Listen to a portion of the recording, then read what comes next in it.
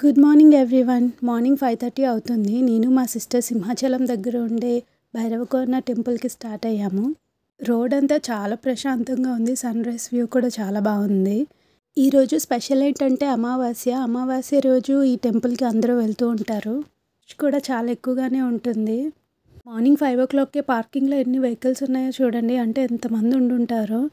Normal డేస్లో vehicles లోనికి అలో చేస్తారు కానీ అమావాస్య రోజు మాత్రం రష్ ఎక్కువ ఉంటుందని వెహికల్స్ అవి అలో చేయరు. నడుచుకుంటూనే లోపలికి వెళ్ళాలి. అమావాస్య రోజు నైట్ వరకు ఈ టెంపుల్ ఓపెన్ చేసే ఉంటుంది. కానీ నైట్ టైం వెళ్తే అసలు ఏమీ కనిపించదు. ఒక్క లైట్ కూడా ఉండదు. చాలా చీకటిగా ఉంటుంది. నేను 2 times వెళ్ళాను. నైట్ టైము చాలా స్కేరీగా ఉంటుంది. ఫారెస్ట్ ఏరియా అవ్వడం వల్ల సిగ్నల్ కూడా ఉండదు. రష్ ఉంటుందని తెలిసి కూడా చాలా ధీమాగా స్లోగా చెట్లు అవన్నీ చూసుకుంటూ వెళ్తున్నాము. ఇక్కడ భైరవస్వామి స్వయంగా వచ్చారు.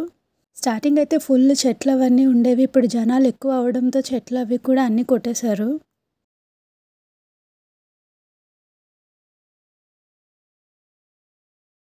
టెంపుల్ లోపల అయితే వీడియో తీయకూడదు. బయట మాత్రం చాలా ఎక్కువ మంది జనాలు ఉన్నారు.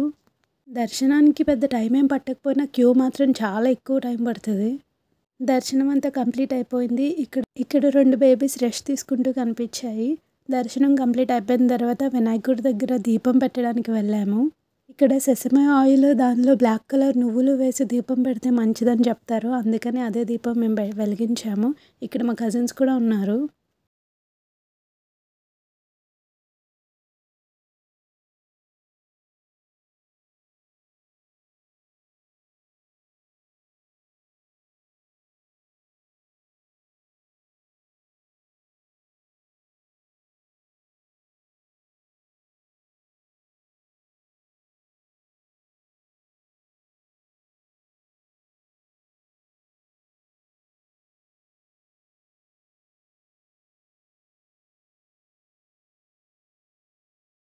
టెంపుల్ అయితే ఇలా సింపుల్గా బ్యూటిఫుల్గా ఉంటుంది.